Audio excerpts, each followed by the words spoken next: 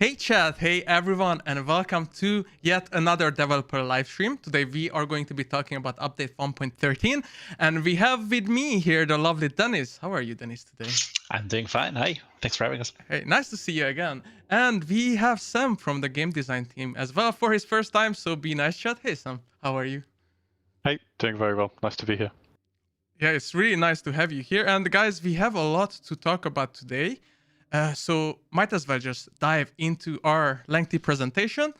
And we'll have a lot of topics to cover. And at the end, we will have a Q&A session too, because I already see a lot of questions in the chat. So we will try to answer those. But obviously, feel free to ask during the stream as well. And if we catch it, we'll try to answer your questions. But without further ado, let's start. And yeah, as I said, today we are going to be talking mainly about update 1.13, which is our upcoming update, which will arrive very shortly. And in this update, we will have something that we've talked about before. It will be a big economy update for Hunt, but this will have a separate video that Rick and David will go through the changes regarding the economy, and this should arrive tomorrow. So we will not cover this topic in this stream because it would be too long. So please check back tomorrow on our social channels and check out that video because it is a big change and you don't want to miss it. So again, tomorrow economy video. Check out all our channels on YouTube and all the social media channels as usual. And one last important thing, that a new big event is coming soon. You hopefully have seen some teasers and some things here and there on social media. We will have a dedicated stream for this event, so everything that is included in that won't be discussed in this stream, but this will come shortly as well. So please keep an eye out on all our social channels for all the upcoming news, and we'll see you there again shortly. Yeah, we'll talk about it in a later time. Exactly. Yes, but I think let's just dive into today's update and today's stream, which is about update 1.13. And as I said, this is a pretty big topic. And the first thing is something very exciting, which is the new shooting range. So Dennis, tell us about it. So the new shooting range is coming up. We've done the tutorial in the last update, right, as a big new feature. And the shooting range has been another thing we've been cooking up for a while now.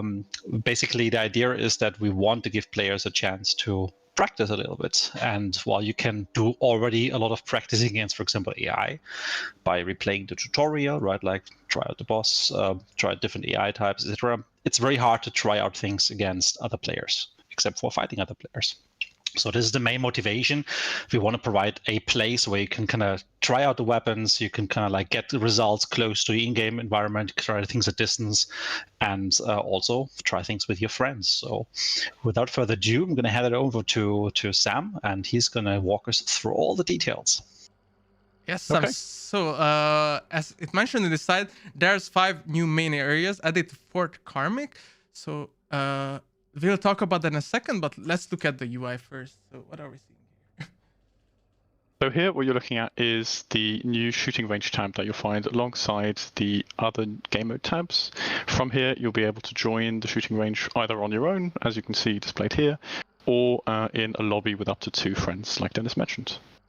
That's actually a really important part of the shooting range for us, that all the functionality we've packed in there is totally extended by the fact that it's in multiplayer. So you'll really be able to go in deep diving with the testing. Yeah, and we will also talk about how that exactly works. So let's talk about those 5 areas. What are those about? Yeah, so the shooting range is located in Fort Karmic. So we repurposed the compound somewhat. Part of it is now dedicated to the shooting range, while another part of it has been left pretty much vanilla to facilitate some standard PvP fights between you and your buddies. So in the shooting range specific area, you'll find 5 main galleries. So that'll be a short range, medium range, and long range shooting areas, where you'll find targets spread out at various distances to really allow you to fine-tune your aim. Alongside that, you also find a throwables area, so focusing on tools and consumables, being able to better gauge splash damage, how far it spreads, and how far you're likely to feel the shrapnel. And finally, we also have a final area dedicated to projectile penetration. So where we've lined up a bunch of targets behind various types of cover, various amounts of cover, so that you can really get a better sense of what kind of projectiles will pen what kind of material. That is awesome. And we do have pictures and even a video to showcase this. So maybe you can talk about what we are seeing here. We'll go from short to the penetration gallery. Okay. So, yeah. So what you're seeing here is the short range. So you'll have targets spread between around 5 and 15 meters. So this area is very much ideal for pistol or shotgun testing. Follows the medium range with targets up to around 50 meters. So this is where your standard rifles and long ammo pistols will come in handy. And the long range is up top with a bit of a clearer view onto the outside of the compound, where you'll find dummies all the way out to 250, even 300 meters at extreme ranges, so you can really test the entire gamut of the arsenal. And here you see the throwables area, so you have dummies laid out in a bit of a circular pattern with some light elements of cover between them, so you can also test out how throwables react to different kinds of surfaces and how they'll affect dummies in this circular pattern. And there's the aforementioned penetration testing area.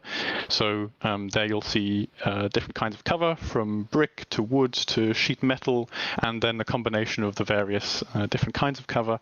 So you can really do testing with a few of them. And you'll also notice you'll have dummies lined up behind one another too. So you can actually notice how certain projectile types penetrate flesh too. I really like it's like the little markers there on them in the sheet metal, so you can kind of like line up your weapon quite nicely there as a helper. Exactly. Yeah, that is really cool. And we do have a video prepared to showcase this. So let's take a look together, and you can explain what we are seeing meanwhile as well. So, like you'll notice, the shooting range is quite dense. You'll see not only these target dummies, but also a wide variety of items spread around the place for you to pick up and try out at your convenience. So this is the southern end of the compound. So here you can really see the little L shape we've built between the different kinds of ranges.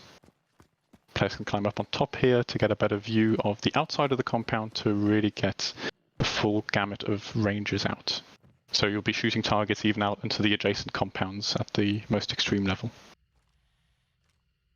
You'll notice we also try to highlight some of the dummies at further ranges to make their visibility a little better, and others we've also sneakily hidden so that you can also try and practice your sharp eye a bit. And there you see some of the furthest targets out, all the way out to 250, 300 meters. Really useful for studying damage drop-off and weapon viability at certain ranges. Here you have the little throwables platform with all the relevant consumables to try out. And then the penetration testing range, appropriately using the nitro.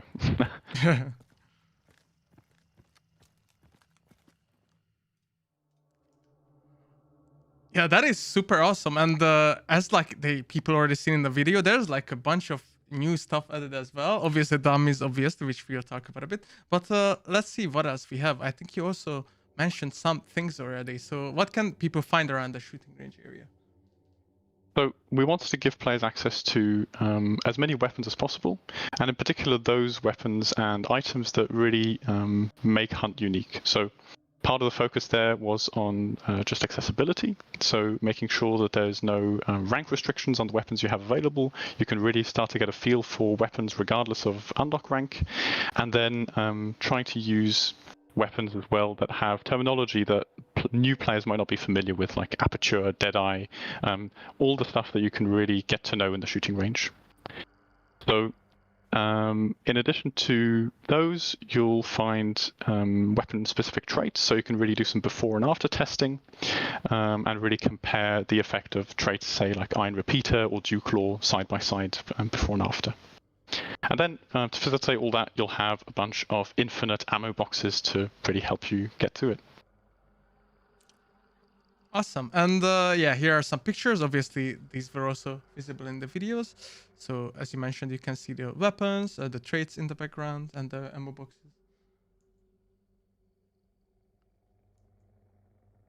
Maybe you guys wanted to talk about what kind of weapons exactly players can find in there?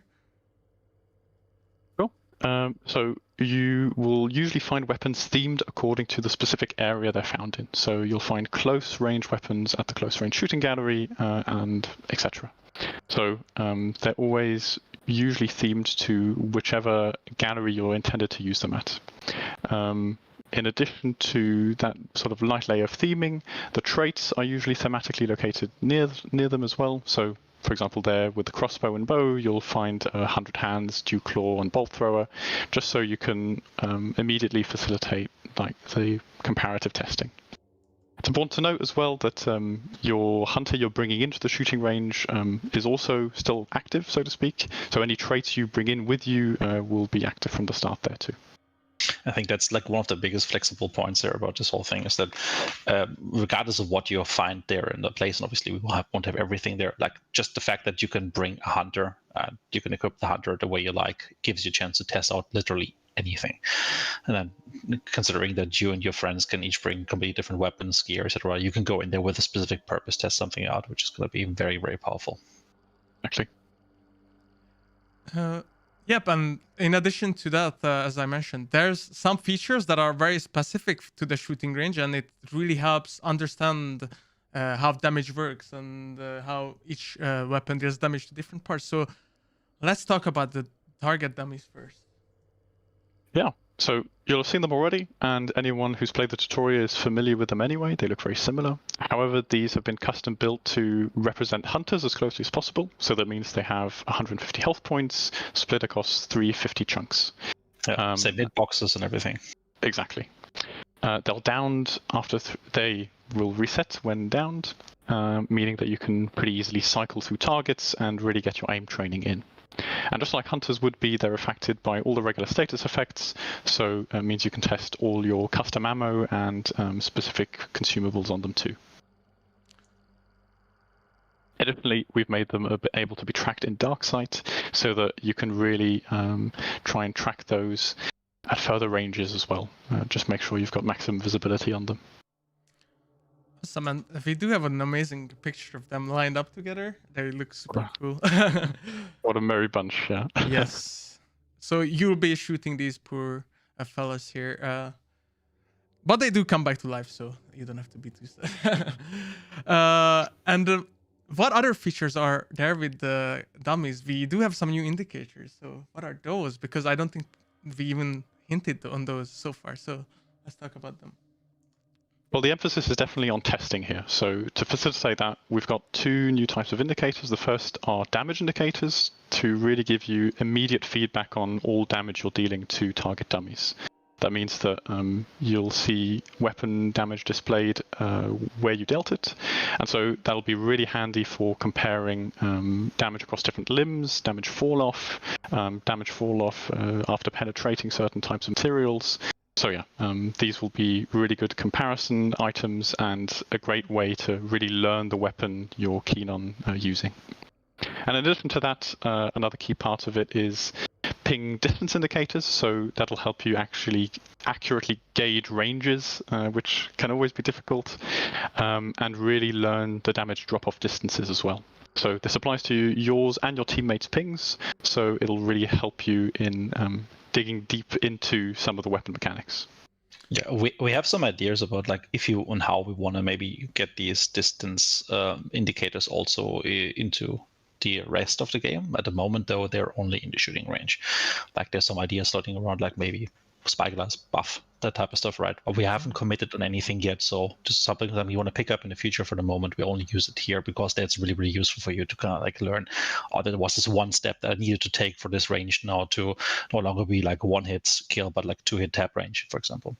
Now everyone is saying that, like, please but how about we look at all this information about the dummies and the indicators, because we do have an awesome video prepared for this, so let's check it out in action.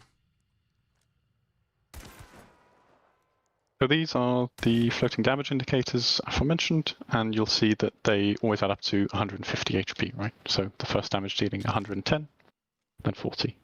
That's the ping range indicator with the range floating upwards and fading out as you go. And then you can see how it looks from an outsider's perspective. You can also see your teammates' damage indications too. And you'll notice there that the damage indicators are actually color-coded according to the specific damage type that it's being dealt. So fire there being colored yellowish-orange. And there you can notice how the dummies themselves are visible in dark sight, helping you get a better read on how far they all are. Yeah, awesome. This looks really great. I'm really excited to test out some guns. Really, really good learning tool, for sure. Yes, and we still haven't touched on like maybe the most exciting part of it for a lot of you, which is the multiplayer option. So what about that? How does that work? Okay, so 3 players can join the shooting range together at any one time. That means you'll be joining pretty much like you would a regular bounty hunter lobby, just queuing specifically into the shooting range between the 3 of you. You can do that either as teammates, so all the regular game mode rules would apply, meaning that you would see each other thanks to your outlines and you'll only deal partial damage to one another. So that is ideal for actually testing weapons if you're not counting on backstabbing your teammates at any time. If you are, though, then there is the option to come in as solo enemy hunters, so pretty much as if you were joining the session as 3 distinct parties. That means that all bets are off, full damage is being dealt, you can't revive one another, you can loot each other's weapons. So the ideal scenario for a 1v1 gunfight. Yeah. Also, what it gives you is a very good option, just like to use a particular, probably like the unfortunate of the trio, to go in there and run down the range and get shot by you guys for science. So important part of this whole thing. And Absolutely. yeah, and yeah, with that, actually, Dennis, you just said that, and someone asked no respawn. So what about the respawn? Again, the idea of the shooting range is definitely to facilitate testing, so there are a couple of custom respawn options here. So when downed, you'll have the choice between 2 options specific to the shooting range.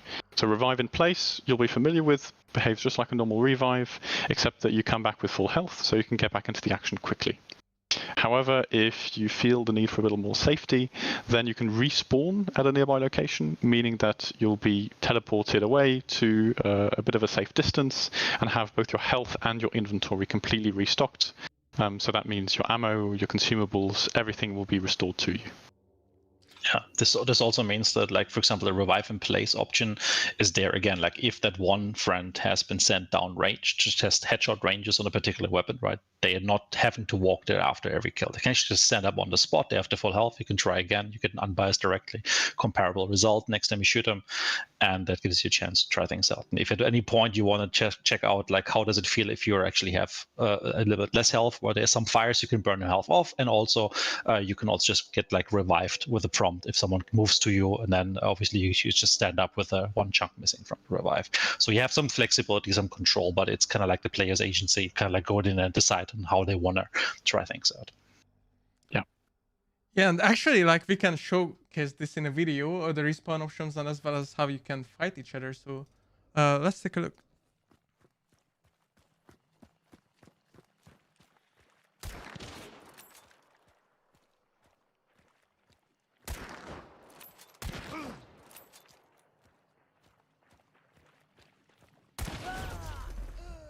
There you go. Unlucky. Now he's downed, you can see these 2 extra buttons at the bottom of the screen. We'll be respawning first, so this takes you to a safe distance from the compound with your restored ammo. And then, as a point of comparison, reviving will get you up right on the spot. There's a slight cooldown on these, but you can use them as many times as you want. Yeah, so we leave a lot of the control with the party that goes in there, whether they want to just like use this, just like mess around a little bit, just have some fun, like maybe just 2 of them go in there, wait for the 3rd guy to come in online 20 minutes later, just like, yeah, shoot a little bit, try something out. And then other times they might actually go like completely white collar there and go all science on this in terms of like learning about the weapons and details and being very like detailed in what to try to find out in terms of like damages, ranges, certain equipment, etc. And people can no longer say for the first 10 games of the night that it's the warm-up game, because now they can actually warm up. No excuses. And I did see already a question asking, like, does this affect KD? So why don't we actually? What happens on the shooting range stays on the shooting range. That's like the important point here. Yeah, exactly. Nothing at all is carried over to other game modes, so that means no modifications you make to your loadout, no items you pick up are stored on your hunter, and it certainly doesn't affect stats either. So no worries there. Another important note regarding the shooting range is that it only lasts 25 minutes. So that is a bit of a limitation. So hopefully you'll get to see everything you want to within that time frame. But Dennis, maybe you want to touch on the reasoning there. Yeah, exactly. Like, so the thing is, like, obviously you go in there with your friends, and that means the moment it's multiplayer, you will be taking up space on the server. So we want to make sure that the people are not just like sitting idle for hours and hours and hours and taking up like very valuable like server slot capacities. So having a bit of a limit in there gives us a chance to like these servers eventually return to the rotation. And they can either be used for more shooting range, or they can be used for regular games, and we just ensure that players will not keep them hostage. And actually then use the time in there. And then you can always start a new one, of course. It's worth pointing out, though, if you join on your own, your session is unlimited and you can spend as much time as you like there. Yeah, like basically on your own, you're running this locally like you would do with like the tutorial or trials. Exactly. And as like you already Dennis said mentioned. this, yes. So yeah, whatever happens in the shooting range stays in the shooting range. Again, it's important to know nothing will be carried over to the regular game. So you're free to kill each other, die as many times as you want, have as much fun as you want, because there won't be any consequences to it, basically. The only thing that can break are friendships. I mean, now we can finally 1v1 the friends that we always wanted to. So, I mean, friends until the update comes out, because yeah, after that, who knows? But I believe that's about the shooting range for now. Sam will be back at the Q&A section at the end. So if you still have any questions regarding our shooting range, please write it down. Our lovely mods, especially Ari, will collect some questions and we'll try to answer them at the end. So thank you, Sam, for now, and see you in a bit. Thank you. See you later. Yeah, I'm really happy about the shooting range, like the way it turned out. So yeah, amazing work by the team. Yeah, it is a lot of fun, and it's a long requested community feature. Actually, I've seen it for years now, so I'm really happy that it's finally here and everyone can experience it, because it's been in the making for a while. And just because there's just a lot of spamming regarding one question, sorry Dennis, I just want to talk about that very quickly, because everyone is spamming Reshade, and we just don't want it till the end. I know. No. So I just wanted to say that obviously we are aware of the evolving concerns regarding the abuse of Reshade, and we are currently reviewing the options, how we can address it, and we'll have future updates in the future, but currently we cannot share any info just yet. So it's being looked into, guys. Please stop spamming it. That's all we can say for now. It's a very hot topic for us internally, if that we can say. Yeah, again, we are reviewing all the options for it, so but rest be assured we know about it and we are looking into it. Okay, so back to 1.3 in the meantime. Sorry for the interruption, but it's better to just talk about it now than just wait till the end. So we do have some small tutorial improvements. That is, what are those exactly? Yeah, exactly. So we released a tutorial with the last update with 1.12, right? And there's a couple of things that we've kind of like done a bit of housekeeping on. One of the more important ones for us was just like how the hints are being displayed. Like there was a bit of a timeout before, and we were kind of lacking the functionality. So like if the new hint comes in, it can override the other one. So we got a bit more control within that feature. That means it's a smoother experience now for when you play the tutorial, as you have a good chance of actually reading the hints before they disappear and fade out, which I think new players will appreciate quite a bit.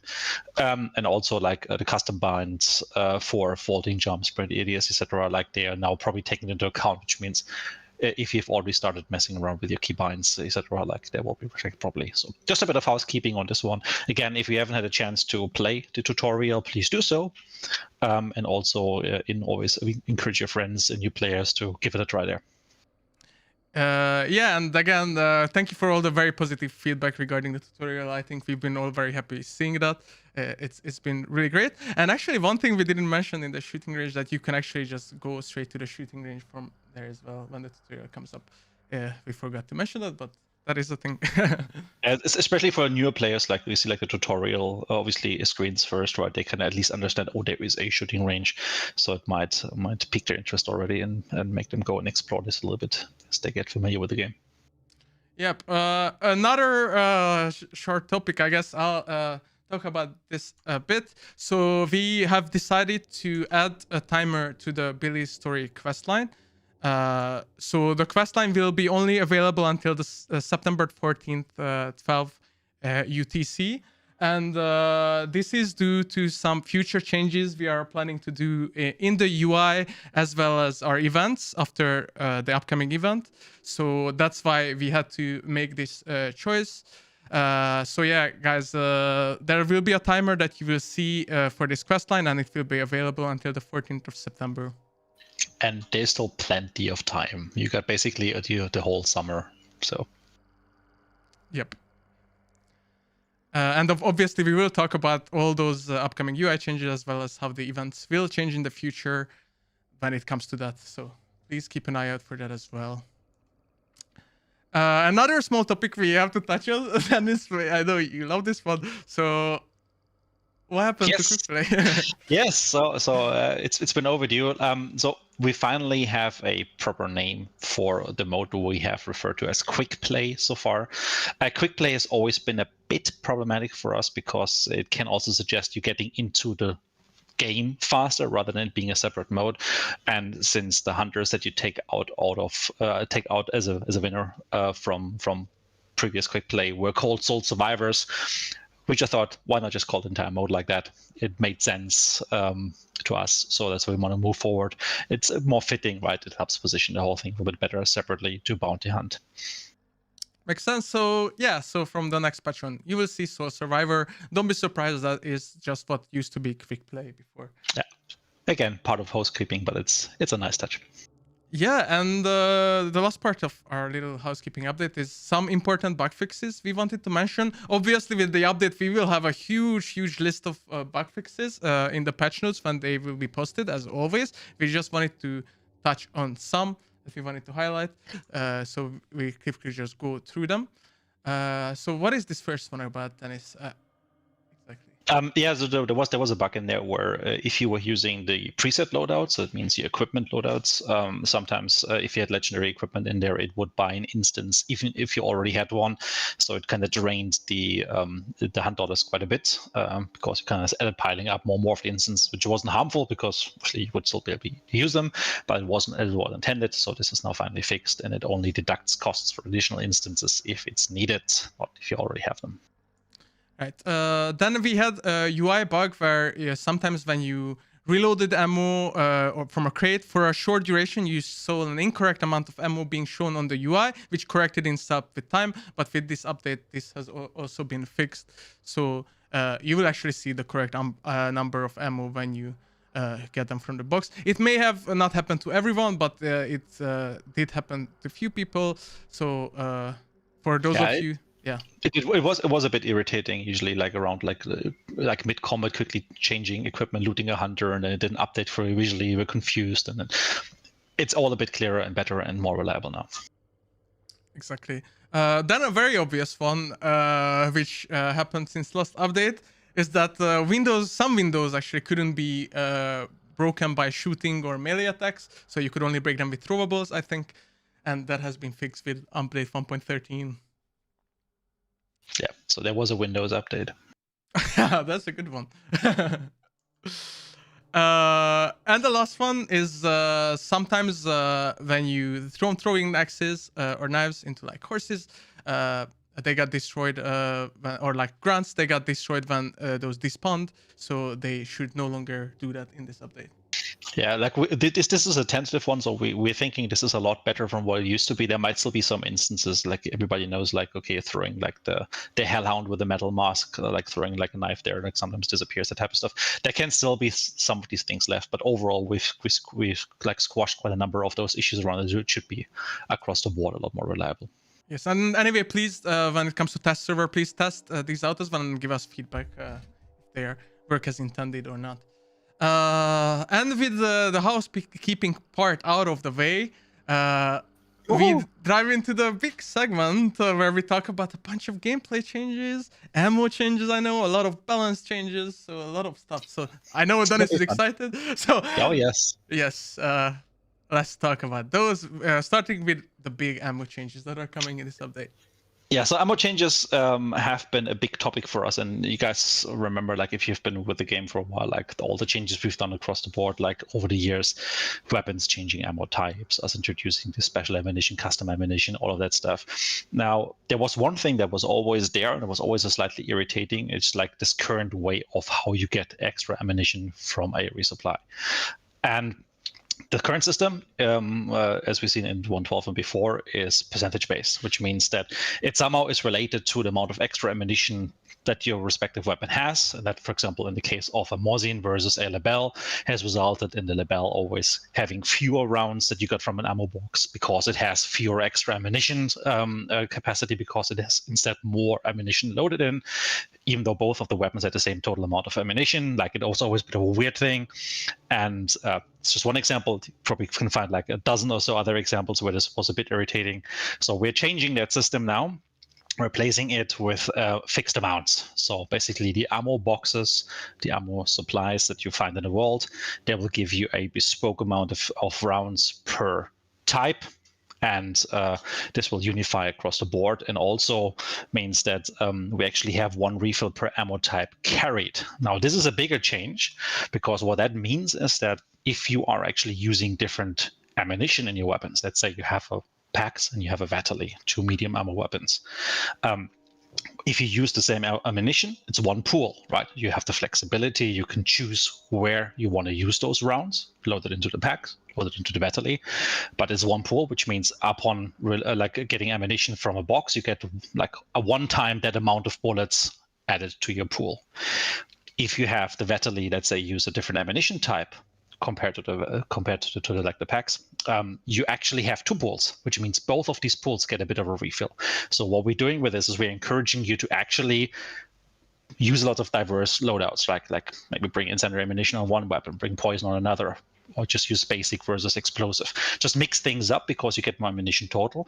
Or alternatively, play as before, get synergy out of like having weapons using the same calibers, choose where you put the ammunition, but accept that you might not get as much ammunition out of it. So it's a choice question now that lies ultimately with you guys and your loadouts, but gives you a bit more flexibility in loadout building. Yeah, and let's look at a few of the examples of some resupplies or refills.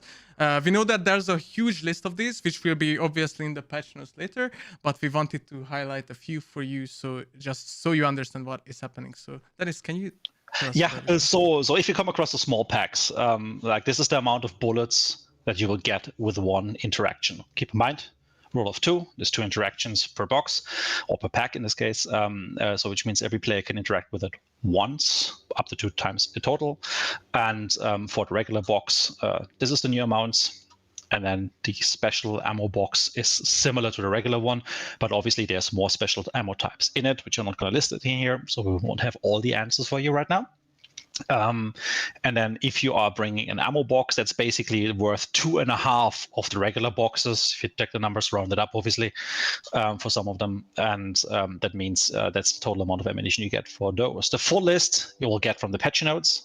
We won't go too much into detail, but in general, you have now fixed amounts. Like for the small pack, you get 1 long ammo round, you get 1 shotgun round, you get 3 medium bullets, you get 5 compact bullets, and conversely, like you get the high amounts with the bigger boxes. Yep. And the confusing part really starts when we have like all these special ammos. So that's why reading the patch note will be very helpful, so you exactly know what you can expect. if you stay on this for a second, then also if you take the example of our Vetterli and Pax situation, right? Like, so I have a Pax and have a Vetterli. If I use exactly the same basic medium ammunition on them, I interact with a regular ammo box, I get basically 4 bullets into this one shared pool. However, if the Pax has a different ammo type than the Vetterli, I get 4 in one and 4 in the other pool. So that's the power of the system change. That gives you the more flexibility in how you want to build your loadouts and how you want to prioritize getting more ammunition across the board, but for different types, versus the flexibility of choosing where to put the ammunition. Yep, I think that's easy to understand with your example. And this feeds into some other ammo-related changes we are having this update, and one of those is for the dual wielding. So what happens Yes. to dual wielding ammo? So this is a complementary change that has something to do with, you might have guessed, long ammo pistols or just in general sidearms, dual wielding specifically being used primarily as an ammo carrier. Like they were basically bandoliers for ammunition. And that has created a lot of problems from a balancing perspective because people were able, especially with the percentage-based reload before, to get like sometimes 9 or more rounds of ammunition from a single interaction. Now this is our way of kind of like staying on top of that meta, making sure that you do have the chance to use dual pistols just fine. You can still bring a normal uppercut or dual uppercuts or sparks pistol, 2 sparks pistols, or any other caliber as a secondary, but it's not longer as reliable anymore to do like the bandolier type of thing, right? Like just like go in there and just be sitting on an artificially bloated extra ammo pool. So for us, very, very important change because it helps with balancing quite drastically without making the weapons completely obsolete. And I can see that the chat is pretty happy about this change so far. So that's great. So like we decided on, okay, when we talked about it, like, okay, what would be a good amount? In the end, we opted in for let's take a bit of a sledgehammer to this problem first, and we actually give you the same extra ammunition for dual wield compared to a single pistol. So it's the same exact pools. However, you obviously still have more ammunition inside the weapon. Just means also as a secondary benefit, right? It also helps reduce spamming quite a bit, right? Like you can't just have like 40 plus rounds of compact bullets, for example, just keep on spamming away. Ammunition becomes a thing you need to actually take into account, consider a little bit, and maybe consider where you get your restocks from in order to top it up and keep on using it. So just another point, the main purpose obviously has been in order for us to be on top of Aftermath plus long ammo pistol builds, which have been quite prominent. And as a secondary benefit, also helps kind of reduce some of the spam that some of the dual wield builds have caused. Yeah, I think so far everyone seems happy. But again, please make sure to test this out as well and see how your gameplay is affected, and let us know how you feel about the changes. But there's more ammo. Yeah, there's so many ammo changes. So let's talk about the next one, which is about the incendiary ammo. Yeah, so this is going to be a very interesting one. We're really, really much like looking forward to you hearing what you guys think about this once this goes to the test servers. The incendiary ammo change basically means that you no longer need to hit people multiple times, but if you are within the short distance of a weapon's power, so keep in mind here, with compact, with medium, with long, this is a different value each time, but at one point the bullet starts dropping its damage over distance. And until that point is reached, which we call like the plateau initially, you also have a chance to set someone on fire with a single shot. Keep in mind, incendiary ammunition cannot penetrate walls. There is a huge downside on them by default, just as with Dum and other ammunition. And specifically on the higher calibers, like this has basically led to incendiary ammunition being almost like a no choice for like long ammo weapons, because why would you want to give up completely on your wall penetration? So now you have a choice, because what you can do with this is you can choose, do I want to maybe have a chance of setting someone on fire? Maybe that opens an opportunity to push into a building, attack them from somewhere, just use that opportunity. While before you would need to do it like 2 times, and then usually they're down by the time you hit them the second time anyways. So we're trying to add a bit more value to incendiary ammunition that way. And we're very curious to see how that is being received on the test server. Keep in mind that self-skin will allow you to kind of prevent this from happening. So another self-skin bonus for you. If you bring that trait, you're kind of immune from that first hit setting on fire. Yep, and we actually prepared a video which you will have to talk us through after we're watching it a few repeats, so we can actually see what's happening. So Let's see what we can see here with this change and the Wetterly. Yeah, let's just keep the video running through a couple of times. Probably takes a moment for people to see that. So as you can see here, like within 15 meters, you are within that range where the weapon hasn't dropped. At 21 meters, however, you're already beyond that range, which means you need that second hit. So this is only something that really, really works if you're close up. Again, the bigger the caliber, the further out that range is. Something maybe to test on the shooting range. And the moment South Skin is involved, so this is not 15 meters plus, there's actually a little South Skin icon there. It basically means you're completely immune from this. So there's a hard counter for players. Yep, and we also have a video with a long ammo, or so we can see that as well as an example. It's a bit harder to see, but just so chat sees it, on the left side, you can actually see at 38 meters that the hunter is still set on fire. Yeah. Again, like the exact ranges, they kind of depend a little bit on the per weapon side. Like so, it's like, but usually it's on a per weapon ammo type category level where you can kind of reliably gauge whether they should be or should not be in range for that. Yep. Someone asked if it affects Dragon Breath, but no, it only affects the incendiary ammo. Yeah, I mean, Dragon Breath, it works a bit differently because Dragon Breath is kind of like multiple incendiary pellets being shot away. So the Dragon Breath, it depends a little bit how many of them hit you, whether you are being set on fire or not. If you just get hit by one, you might just get a bit of charcoaling on your health chunk. If you get hit by more, then obviously you might catch fire. But also, like, distance is a factor. So it's a different rule set. Can't be directly compared. Awesome. And we do have a lot of other ammo changes, and the first one is very important. So the ammo box now unlocks at rank 1. Yeah, so this is, I think, like a very healthy change that goes hand in hand with the entire ammunition refactoring that we've been doing, reworking that system and making sure that while we take away some of the ammunition, there's also a chance more reliably also for like prestige new players to have a chance to get the ammo box part of your loadouts if they want to. Yeah, I think this is great with the changes. But again, there's still more. So what happens to Dum-Dum? So Dum-Dum, again, something that we wanted to use primarily for medium bullet rifles. There we go. It's like a clear Springfield 1866 buff in this case. It does stronger bleeding, intense bleeding now when you get hit by a bullet from it. So we originally thought about, hey, should this be just general thing for medium bullets? But we actually opted against just buffing all medium. So it's a medium rifle bullets change primarily, and you never know what the future holds, maybe in terms of medium blade ammo. That's good. And then we also increased the extra ammo for explosive ammo guns to match the base amount of ammo for those weapons. So this is a change that's also kind of overdue for a long time. Basically, since we had a lot of issues with explosive ammunition and explosive, primarily on the console space, we did a lot of nerfing on that area, trying to keep it in check. One thing though we feel kind of safe about at the moment is that it's no longer in that terrible state it used to be, and therefore there's no reason for keeping the reduced ammunition. So they just basically have exact same ammunition as explosives as you would have for if example, if you were to choose Dum-Dum or FMJ or something else. There's no longer an artificial cutoff. And I did see a lot of people being worried about this after seeing the ammo changes, but we actually increased the extra ammo for all crack variants in this update from 6 to 8. Yeah, so like these 2 additional rounds should hopefully make people also less dependent about bringing, let's say, a long ammo backup, so you can run that weapon a bit more reliably on your own with whatever your secondary choice is. So small buff there. Yeah, awesome. And with that, we come to the last very ammo-related change, which is a great one, I think.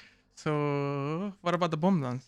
Yeah, well, we talked about this like in around 112 that in the long term we want to give the bomb lance a chance to equip 2 ammo types. We introduced ammo types in general for the last update, and yeah, this is happening now. So you can choose how you want to equip it. You just have a few of the regular bomb lance harpoons, like the explosive ones. If you want to bring, let's say, the steel balls as a backup, so you can kind of mix and match. Gives you more flexibility. However, keep in mind, since we now have one pool being split in 2. You also get less ammunition per choice. So if you still want to have the same amount of ammunition, you can't have multiple types. The moment you bring a second type, obviously it's going to be a reduced amount compared to what you're used to. I see a lot of happy players in the chat. But we also have a video of this, so let's take a quick look at that. So yeah, explosive against the meathead. And then switching it. Swapping it out. Keep in mind, you always still need to kind of like crank it up, right? Like, so there's still a delay between that, but the preparation that is. But you do have more flexibility now to bring out the type that you need. That feels most fitting. This is awesome. Now it's gonna be way more versatile to play Wimblins as well. Yeah, I just wanted to see that armor die once more. And yeah, with that, we came to the end of the ammo changes, but we do have a lot of other balance changes in this update. There's more. Yes, a lot more. So let's start with those and talk us through these changes. A couple of smaller ones in the beginning, maybe. So sticky bombs. Everybody knows, like, the moment the boss has been banished, you usually throw it against the meathead, or if you don't find out, you just throw it into the water and just try to recycle it through it like a supply point, get something better. What we want is to at least give you a chance to actually use it in combat, either like defensively or when you try to push somewhere. So a slightly increased chance for you now to be able to kill players. Obviously, you still have to cope with like the 8-second fuse time, which on its own is quite harsh. In combat, at least 8 seconds takes long. It's like a long time. However, you do have a chance to do a lot more damage or even kill players with it over radius. It's not frag bomb level, but it is at least somewhere between what the sticky bomb used to be and the frag bomb. Yeah, awesome. What else? Oh, we did increase the damage on machetes. Now they can one-hit kill to the upper torso of hunters, so that's a big one. Yeah, so we went back into this one. We've been going like to and fro a little bit with the machete or just the melee weapons over the years. And the saber we feel is in a quite good spot, but the machete wasn't really. So looking at the balancing side of it, like, we feel like that we can now dial it up a little bit more, and that means you do have a chance to do a lot more reliable one-hit kills to the upper torso again.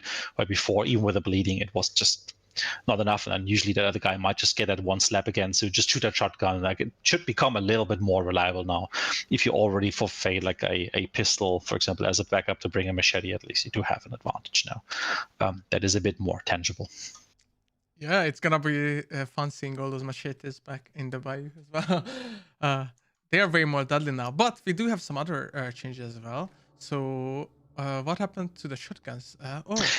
Yeah, so this is something that came up as part of our discussion with the ammunition rework, and also considering that both the long ammo and the shotguns get a little bit less ammunition usually now from the fixed amounts that we have, and we want to make sure that this piece for shotguns, like the actual shots that you fire against AI, are treated a little bit differently to what we do with the players. Like, against players, shotguns are very delicate to balance, right? Like, they are the short range dominating things, even though that's maybe not 100% realistic for how a shotgun would be in real life. It's just a game thing that kind of makes sense and is important to maintain.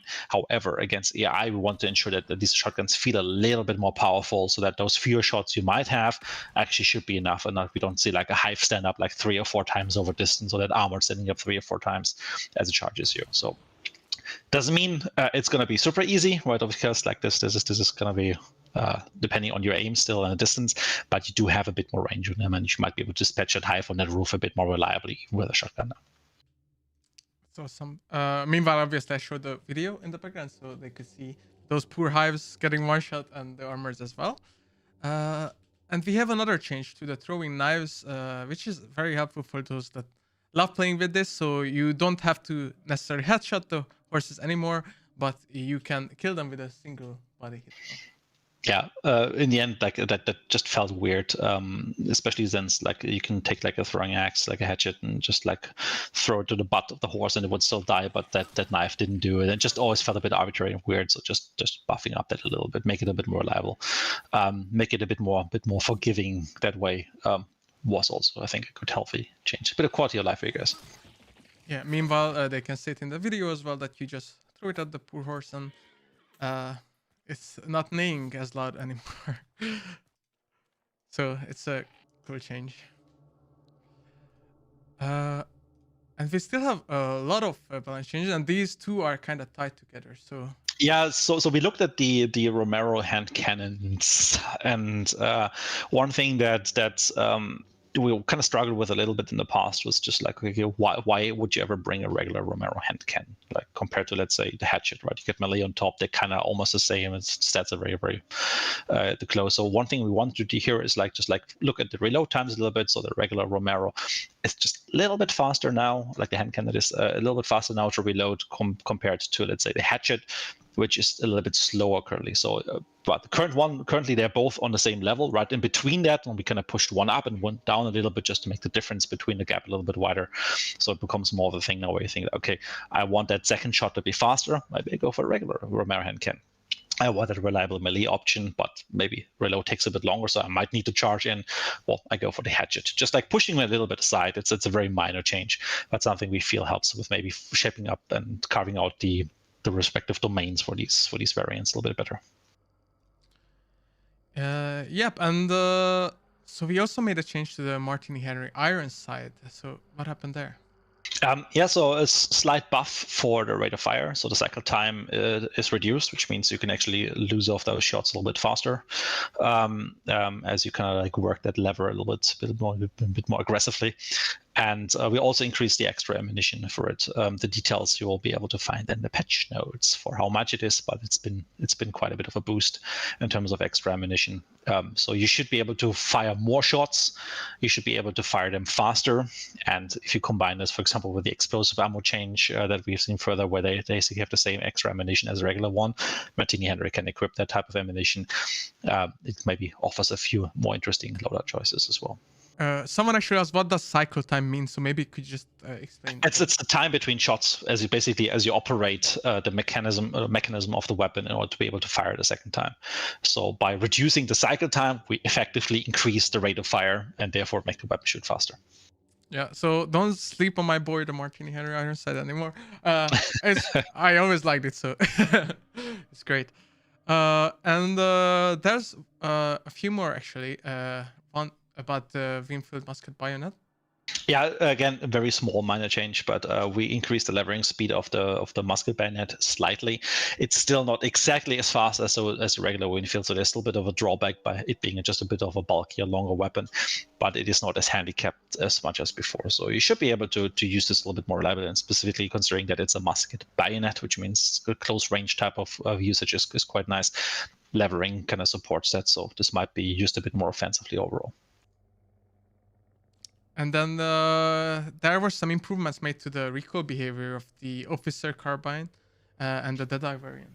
Yeah, so this one we always had to kind of brute force this a little bit. I think it's been several years now since we last touched them in a big way, while it helped with the problem we were facing back then, which is that people were just using this as a head clicker, like just doing headshot after headshot quite easily.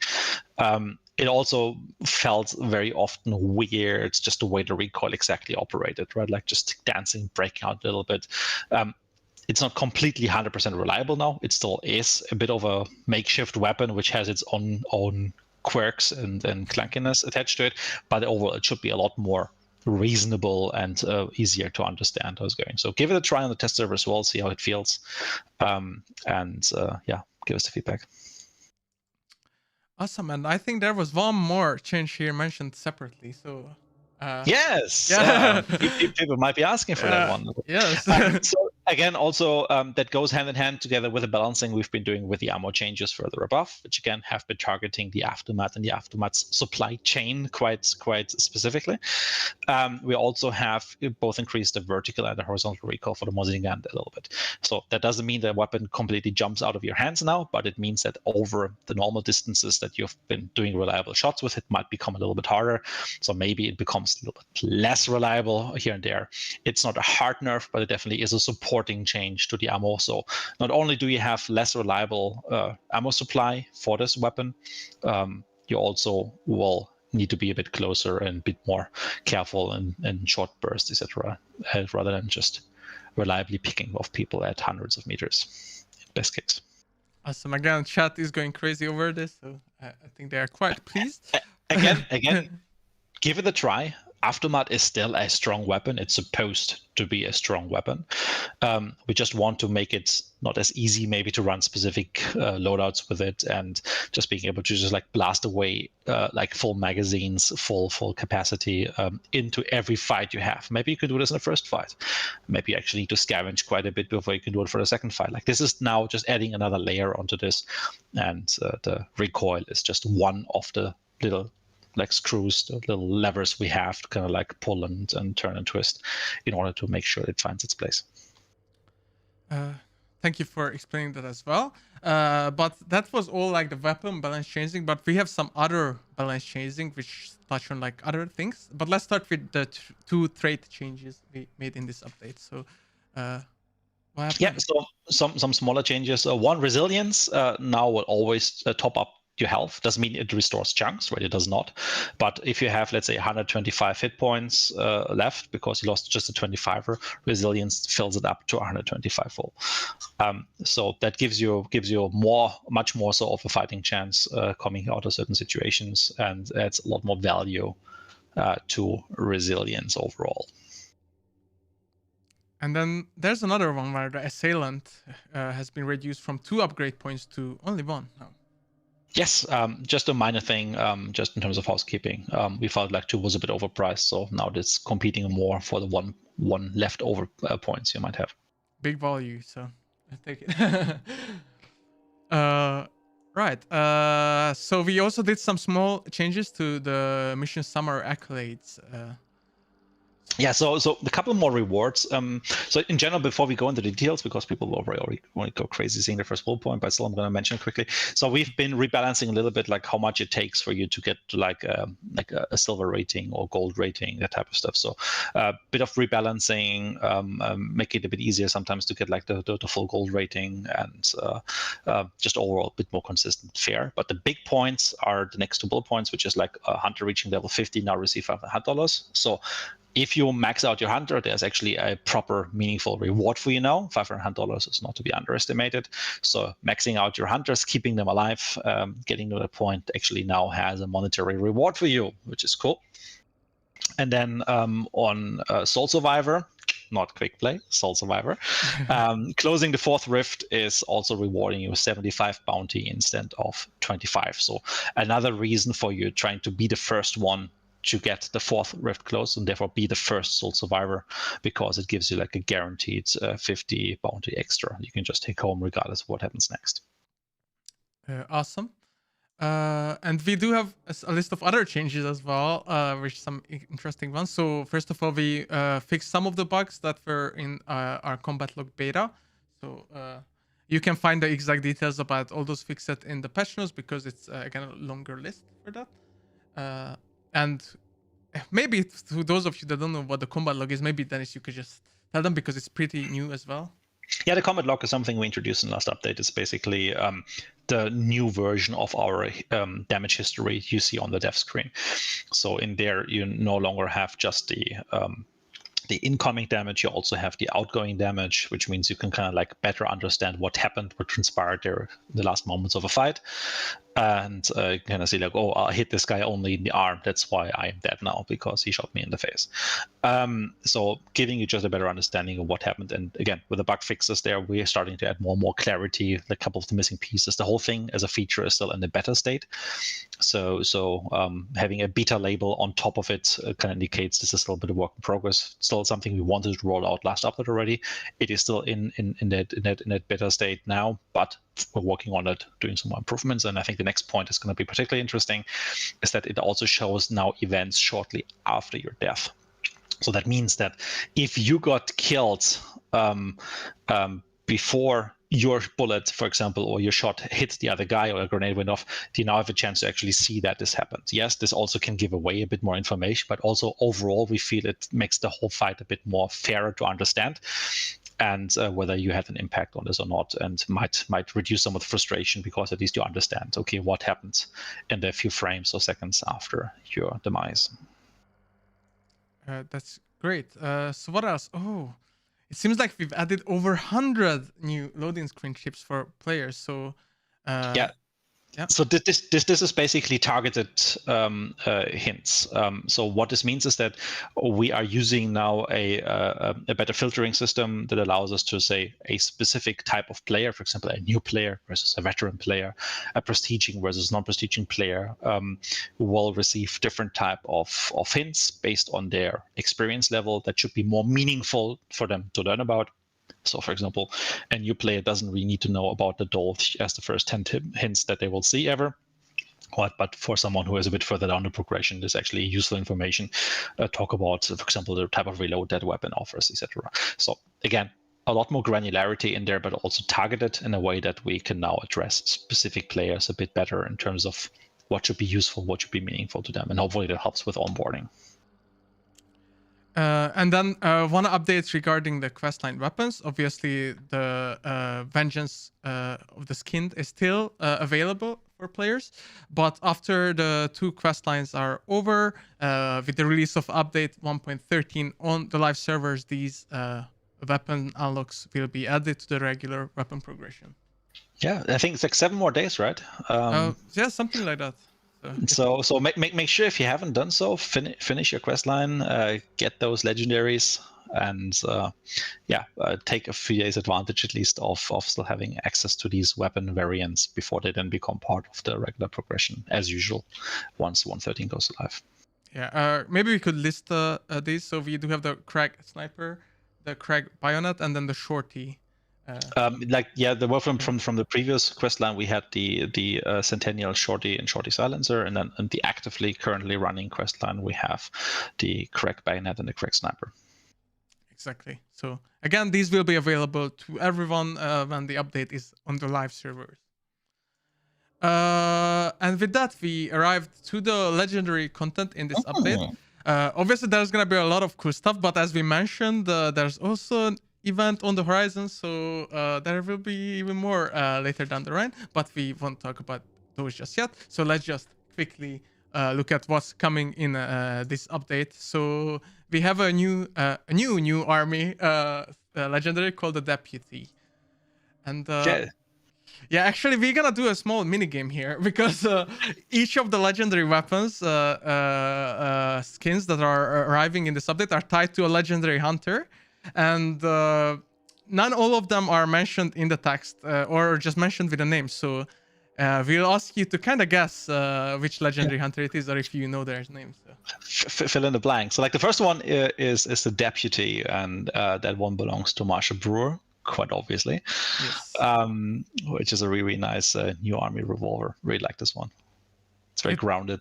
Looks really clean actually, and with the sharp, like the star, and super cool.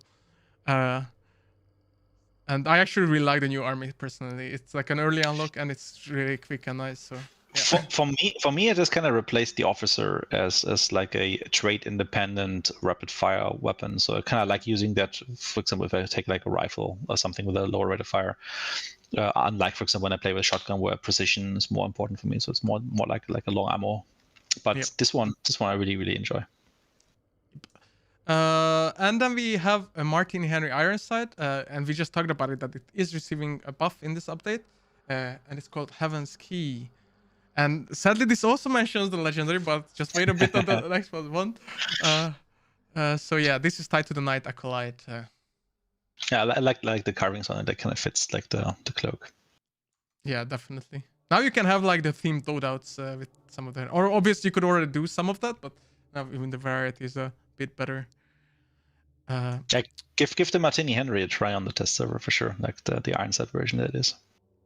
Definitely. And there's a Winfield Slate called Eulogy, and this is tied to Thomas Bridge. Chat, who is Thomas Bridge? Who knows this person? Who is Thomas Bridge? Do you guys know your lore?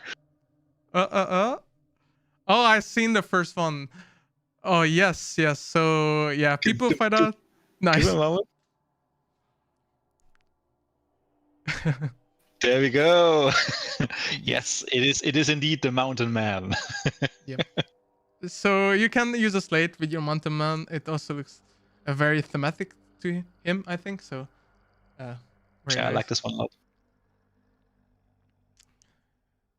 I mean, if we have mods in the chat, how about like whoever writes the name correctly first just gets a DLC for that hunter, just to spice it up. I'm sorry to drop it out randomly to you guys, but like let's make it a bit more fun. So yeah, whoever writes it first on Twitch will get a DLC key. So this is a squad field called Judge. So, and it's ties to Candice. Who is Candice? Who knows? First one will get a key. Oh, I seen one. So yeah, someone got it. Please, mods, give them a key. It is indeed Private Eye. So the new squad field skin Judge is for the Private Eye or Candice. And I mean, this looks super cool as well. Obviously. I like this wall. Like, Yeah. Again, like the eye might have been a bit of a giveaway there. Yes. And you know, if you have a judge, then you also need a jury. So that is kind of a pair to this. This has the legendary name, so it doesn't count, chat. But it's for Hogshaw Jack. Yeah, so basically that means both of the Pinkertons get one there. Yeah, really cool. And you can run like a judge jury combo now. So, oh no, this is a swift, so never mind. But it's still cool. You could have one in each hand, I guess, like not each hand, but each slot. And it finally is a Swift skin. Yes, true. People have been asking for that for so long, actually. So I'm really happy. Let's take a closer look at it here. Very clean and sexy. Yes, as chat said. Then we have a chain pistol, the Widower, and this belongs to the Black Coat. Yeah, this one is also very, very beautiful. I really personally like mixing them up a little bit. So I take like one skin in one hand and another skin in the other hand. Oh, I this do one that too.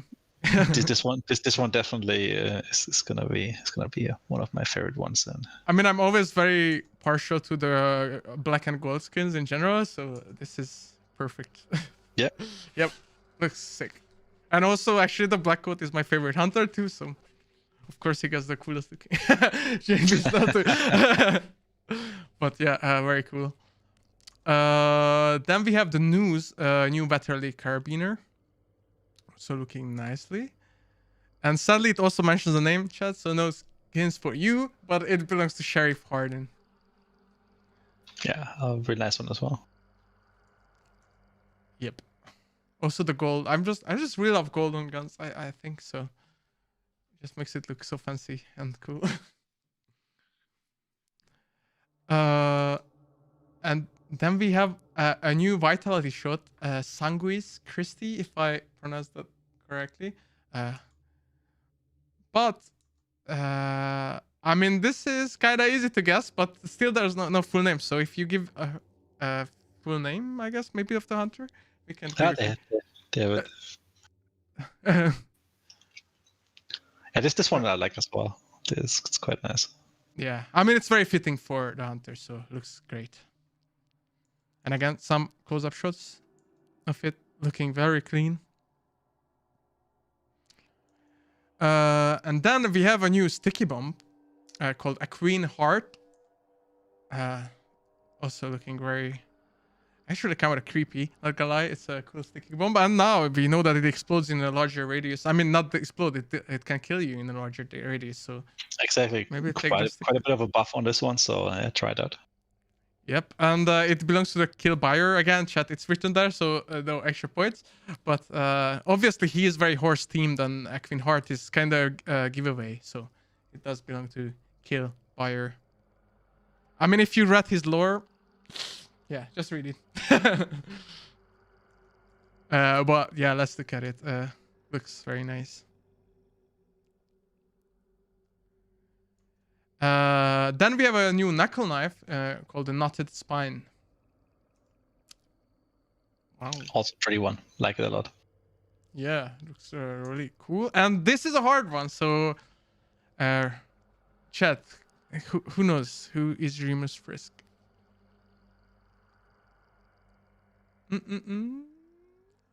Yeah, I've seen a correct answer. I believe for this we cannot give a code because it's not a DLC, but I'm sure you can. Maybe we can instead just give the new latest DLC. We'll reach out to the one person. Yes. And again, this is. You want to give it away, which it is? Yeah. So it is Dire Wolf, chat. So I seen someone very quickly knowing that. So congrats to that person. Yes, and I think that's all the legendaries we have. There's a last look at this knuckle knife. Looks really sweet. I've been using the rasp quite a bit. Nice. But I'm gonna swap over to this one soon. So. Yeah. To be honest, I just always use knife and the duster because I've been used to that forever. So I always have the pain with me because I don't know, it's class. Really cool. But yeah, so we arrived to the Q&A segment, and with that, I think Sam is also ready. I can see him, so let's bring him back with us, and let's look at all your questions. We'll try to answer. And again, chat, there is gonna be another stream where we will talk about the upcoming event. Just keep an eye out on social media, and you already know that there's a lot of things coming out. So yeah, we cannot say anything just yet, but be patient. It's soon. And I see that lovely Ari connected a lot of questions. So He's gonna be busy right now. yes. The chat is just completely going crazy. There was one question earlier. Maybe I can quickly start with that if you want. It was like, why can you not go with 4 people into the shooting range? Sam, you want to take that one? Oh, that's very much just a lobby limitation we have right now, right?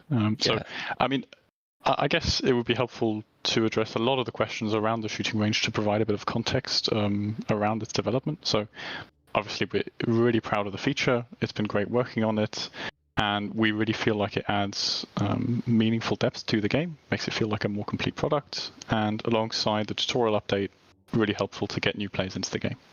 However, it's not perfect, and it's not a perfect sandbox. So it doesn't offer access to the entire arsenal. It doesn't offer a complete damage readout like the combat log would, and it's not a fully fledged PvP mode either. So we're aware of these shortcomings and we acknowledge them, but we still think that the shooting range was well worth adding to the game at this stage rather than sitting on it for another update or 2 to make it perfect. So yeah. And even in particular, like going in with like your friends is just such a great boon already. So you basically just invite them in as normal. It's the same interface, and then just go there, have some fun. I think that's gonna be amazing. And we also, as Edmund mentioned, we're gonna count a little bit on you guys as well to fill in the blanks, right? Like so, there was a question just to pick up on that one as well. Why are there no moving dummies, or are there moving dummies? I didn't see any. No, there won't be any moving dummies at the moment. We couldn't build those. However, you have 2 moving dummies with you if you go in with the trio. All right, so just ask your friends kindly to just walk in the distance, do some shooting, let them revive on the spot. You can still do experimentation along that. It's not as convenient as maybe a nice moving dummy there. Maybe there will be one in the future, can't say. However, we do give you some of the tools to try things out, get a feeling for it, learn about leading weapons, take your turns in there, and just like try to be just as part of the whole shooting range experience with your friends, and kind of like compare, for example, combat log stats from one friend, what he's seeing, and basically how things have been going on, and we encourage you to actively like talk to each other and use this to the fullest extent to try out things that are important to you. Very well put.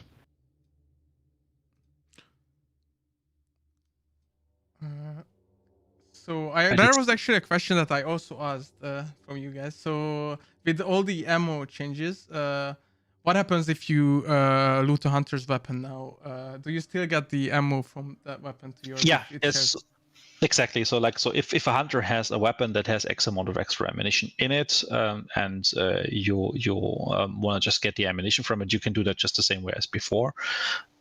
It only depends on what is your capacity limit on your hunter, like how much can you take, how much have to be left behind if you swap weapons, the usual stuff as you all are familiar with. So there's no change to that. What has changed is primarily going away from the percentage-based ammo box resupply to a fixed amount, as outlined earlier.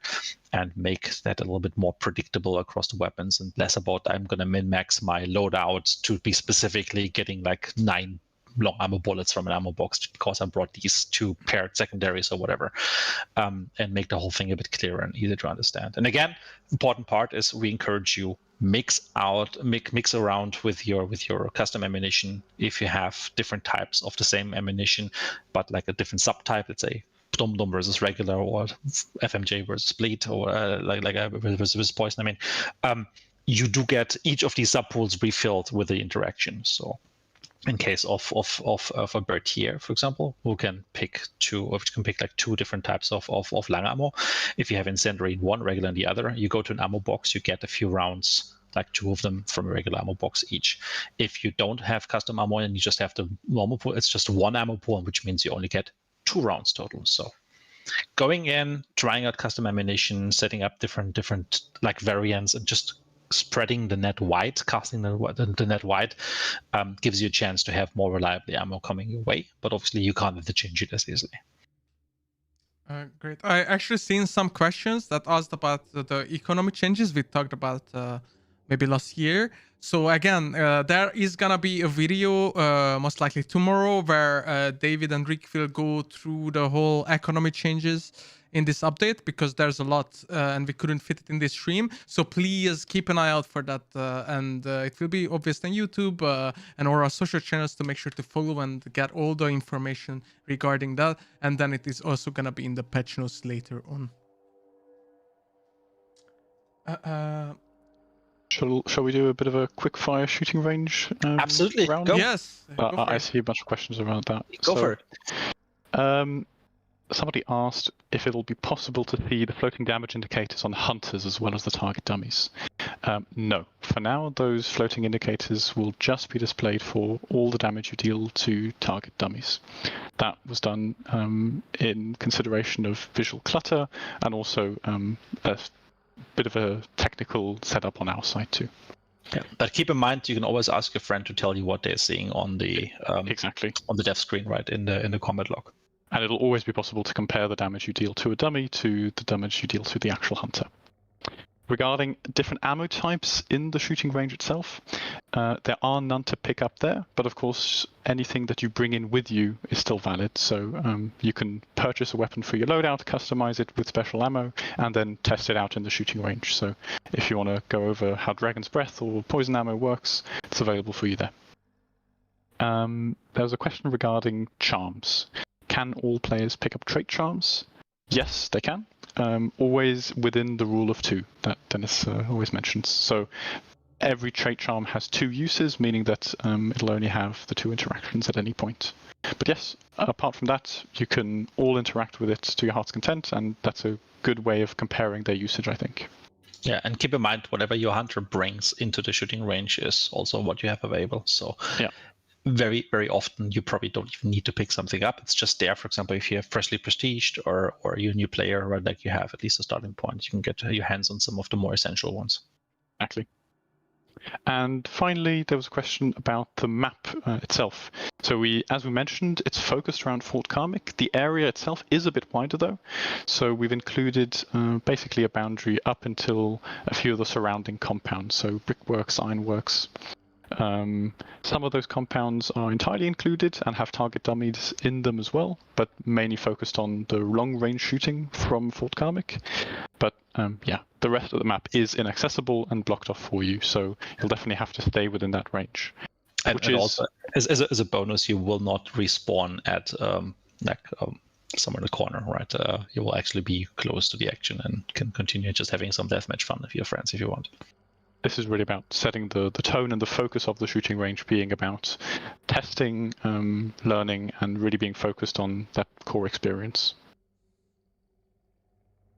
I think that about does the shooting range. We've got some other questions though too. Yeah, you did answer a lot, I think, most of it that I've seen. A lot of people ask when is the release date. As always, we will announce it when it's going live. But it should be very, very shortly, so you hopefully won't have to wait too much at all. So yeah.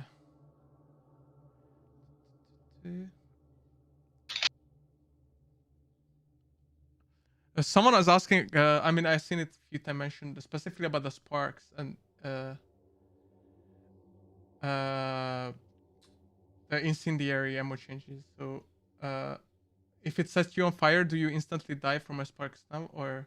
No, because there's a difference between health loss and health chunk loss, right? So the burning removes the potential for max health, and the sparks does X amount of damage. So you might have a very low health bar that starts burning away at the other end, but you still have that hit point. Yeah. So you only like burn from the end, basically. Yeah.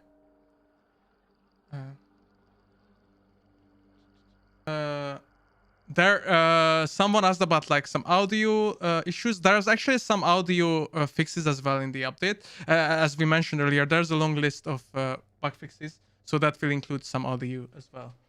Yeah, one of them I can already mention, just like they've been further tuning done when it comes to like indoor footsteps close to here, like adjacent building type of stuff. So again, look for the details in the patch notes, but the guys have been very busy doing further tuning to existing stuff and fixing some of the really annoying issues around it.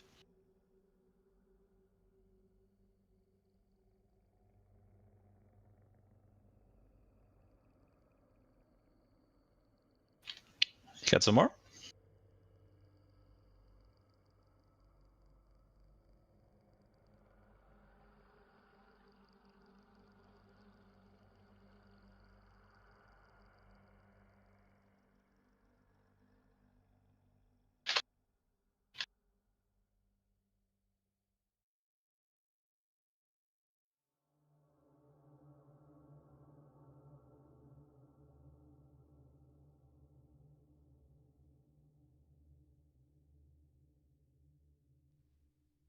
Oh, sorry, I was actually muted, so sorry for that.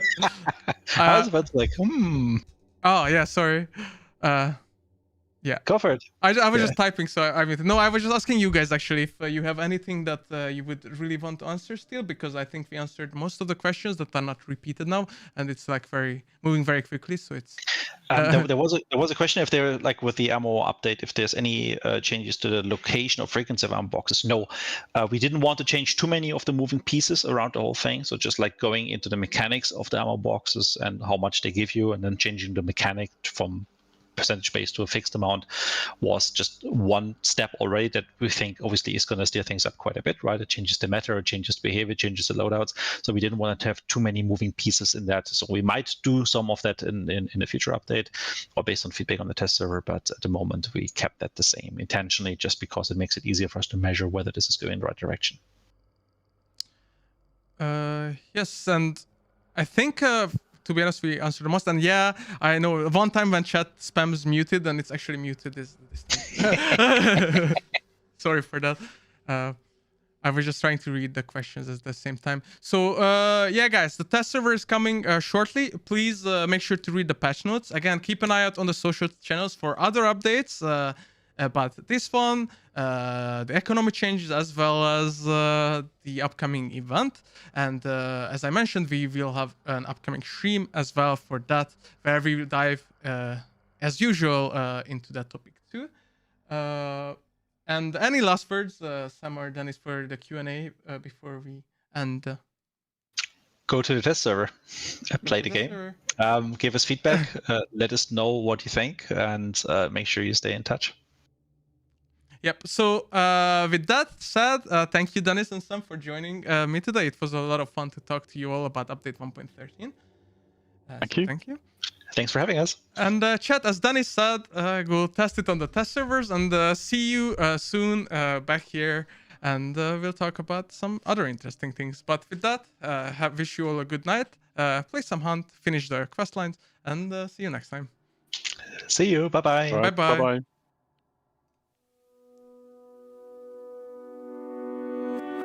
How could you say her name? How could you kiss her lips? How could you say those words?